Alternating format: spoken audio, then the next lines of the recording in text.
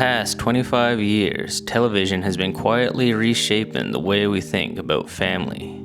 We no longer tune in to watch mom, dad, and kids who have it all together. We tune in to watch them barely hold things together. This shift is what I call the family trauma genre, and with this new genre well established, we can find three types of shows emerge, which all fall under the branch of the art form. What up, you guys? I'm Kent E.S. Larwill, and I'm a writer YouTuber who talks about everything from philosophy, politics, storytelling, and more. The easiest way to support what I do is to subscribe to this channel and like this video. It's free and takes a second to do.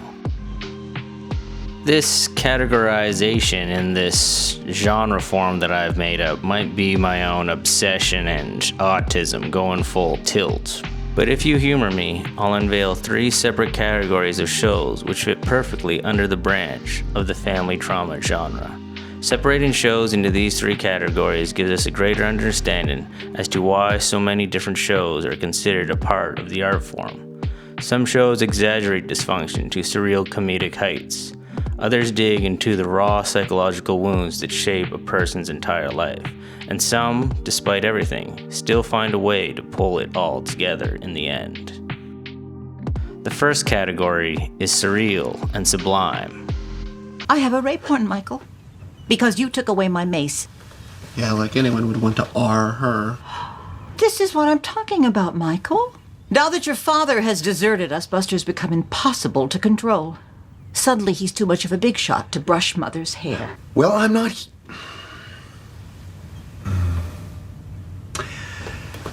In these types of shows, the family dysfunction takes a lighter tone. Although we still have the internal struggles of a family taking center stage, and its dysfunction is gritty, we still find ourselves laughing through it all. Somehow, despite the family trauma being serious, we as the viewer can't help but find it all funny. The dysfunction in this category is exemplified in a hyperbolic fashion, thus making it almost surreal, and because of this over-exaggeration, the tone hits on an overly humorous level, dampening any need for us as the viewer to sympathize with the character. In shows like this, we don't need to worry about feeling bad for the characters because the family dysfunction is taken to such a high level that it doesn't appear humanly possible. Without any realism in the show, we are then left to enjoy the laughs no matter how traumatized the characters get or how much the family tears itself apart. For obvious reasons, the more comedic shows find their home here, but as we'll see, not all family trauma genre sitcoms fall in this category.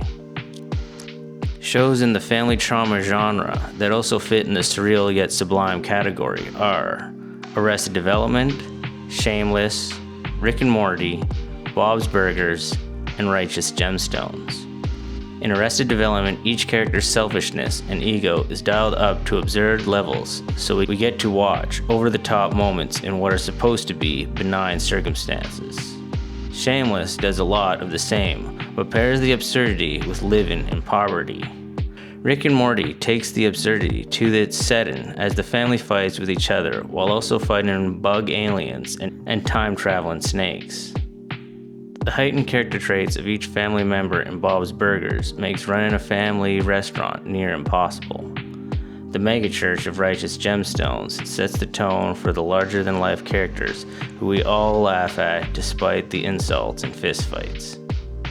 Summer? Dad's leaving? Bye, Dad. Rick, didn't you say you needed my help on an adventure immediately somewhere else? I don't care, even if it might kill us? I did not, but if you're really that alienated, I'm as willing to exploit it as the next guy, church, army, or Olympic gymnastics trainer. I'm ready when you are. Bitch, I was ready yesterday. The second category is Daddy Was a Dick category. I'm glad she's dead. Not just glad, I wished she'd die. Wished. Got this court case coming up. She might have testified against me, so when I heard she was dead, relief flooded into my veins. I mean, is that right? Wishing her dead? Is that being a good son? A good son? Yeah, a good son. I mean, bad sons, Bad sons what? they should fucking die. Here we find the shows that take dysfunction with a more serious tone. but it is not exclusive to drama series. Unlike the surreal yet sublime category, dysfunction is now real, to the point that we get the sense each of the writers likely projected their own personal traumas into the show so that it would feel so real. These shows give way more focus to how and why the family has this dysfunction, and it can be analyzed on a granular level as we watch these characters act it out. I call it the Daddy was a dick category, because we can almost watch characters take their actions saying these words out loud every step of the way. Daddy was a dick, so I'm a huge womanizer. Daddy was a dick, so I have to be an asshole businessman just like him.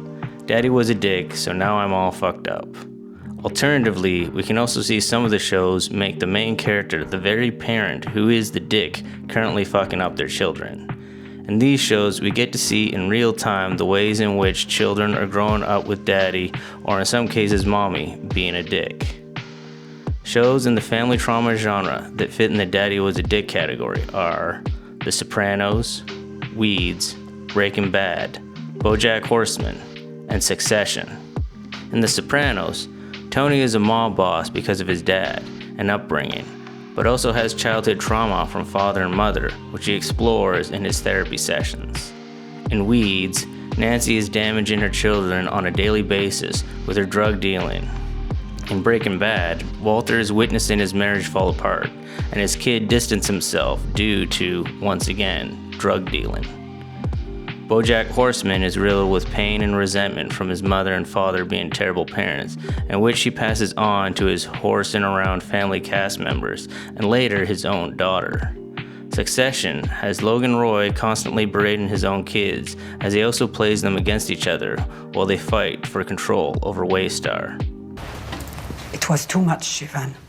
Dinosaurs? Yeah, it was over the line.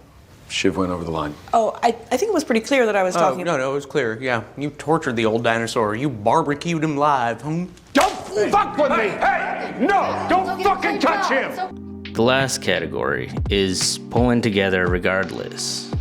You know, it's polite for the first person downstairs to make the coffee, even if that person has a penis. Well, you know, it's also polite for the first person who uses the bathroom to spend less than 45 minutes in there, even if that person has a vulva. Oh, goodness, everyone's here. With all their genitalia. Excuse me? This category holds a more positive spin compared to the other two. In these shows, the family finds a way to pull ahead despite its limitations or internal struggles. We've discussed previously how in a family trauma genre, external problems somehow have to be made worse from a family's ability to function. This can be easily shown in the other two categories, to the point where the family dysfunction may even cause the external problems to never be resolved. In this category, however, family still gets in its own way, but we often breathe a sigh of relief when they finally find a way to solve their heavy issues. In these shows, we get more satisfaction as external problems get solved with dysfunctional family members coming together in the end. Just maybe, we also get the satisfaction of a family member or two resolving their past trauma. Depending on the setting of the show, these resolutions could come with one family member killing another family member, but nonetheless, the family moves on ready to face the next external problem. Shows in the family trauma genre that fit into the category of pulling together regardless are 6 Feet Under, Sons of Anarchy, Peaky Blinders, This Is Us, and The Bear. 6 Feet Under shows the Fisher stumbling through grief, resentment, and emotional paralysis, yet occasionally finding moments of connection that feel earned and fragile. Sons of Anarchy depicts a biker family that destroys itself from within, but still rallies together when survival demands it. Peaky Blinders gives us a clan bound by trauma and ambition, constantly sabotaging each other, yet united against outside threats. This Is Us is a family defined by trauma, but also by the ongoing attempt to heal it. The Bear shows Karma and crew fighting through grief and dysfunction to build something better, even if they nearly burn down their lives in the process. I'm doing them in 5, basically. I'm gonna order them in 5. Stop! Everything! So... Fire everything right fucking now. Okay, I'll fire everything now. I just was finishing Step talking out. to Marcus and Step out. Okay, I'm gonna talk to Marcus. Now I'll get the order. fuck off my expo chef now! Get the fuck off! Thank you! We're firing 76 beefs, 34 chickens, okay? 12 french fries, 12 mash, fucking now! Thank you! Those are 3 categories which we can place shows in which fall under the overlying family trauma genre. Maybe you can think of one of your favorite shows that falls into the family trauma genre and fit it in one of the categories. Or maybe you disagree on where I placed one of these shows in one category or another. Let me know in the comments below and keep the conversation going. As always, thanks for watching, and we'll see you in the next one. And if you like that video, then you can check out my book where I talk about that and many other issues that might help you. It's got a title so edgy, I'm not even sure if I can say it on YouTube. So check it out in the description. And as always, if you want, you can like, subscribe, and all that other fun stuff. More videos coming, of course.